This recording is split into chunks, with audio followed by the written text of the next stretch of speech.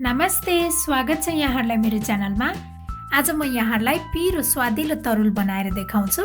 तरुल बनाउनको लागि मैले लिएको छु उसिनेको तरुल। यसलाई चाहिँ उसिनिसकेपछि यसरी काटेर लिएको छु। अब यसलाई फ्राई गर्नको लागि मैले प्यान बसालेको छु। अब यसमा तोरीको तेल राख्ने।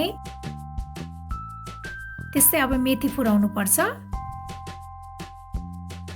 मेथी रातो कालो भइसकेको छ। अब यसमा यो प्याज पनि राख्ने।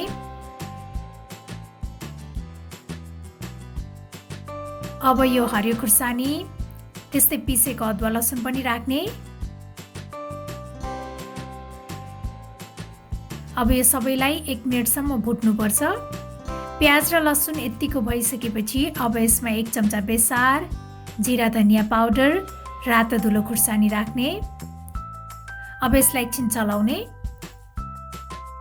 त्यसपछि मैले यसमा राखे उसिनेको तरुल।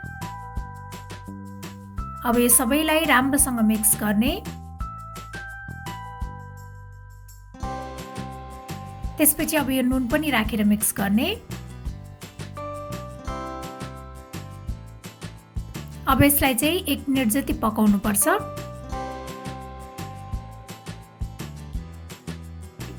मैले चाहिँ यसमा 1 चम्चा जति कागतीको रस पनि राखेँ। कागतीको रस राख्दाखेरि चाहिँ यसमा एकदमै मिठो स्वाद आउँछ। अब यो मसिनो पारेर काटेको हरियो प्याज पनि राख्ने। अब यसलाई एकपटक फेरि मिक्स गर्ने।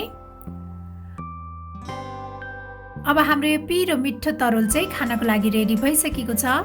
मलाई आशा छ यहाँहरूलाई यो तरुल पकाउने नयाँ रेसिपी पक्कै पनि मन पर्यो होला र मेरो अरू यस्तै रेसिपीहरूको लागि प्लिज मेरो च्यानललाई सब्स्क्राइब गरिदिनु होला र मेरो भिडियोलाई लाइक, शेयर र कमेन्ट पनि गरिदिनु होला। Thank you for watching. Bye by.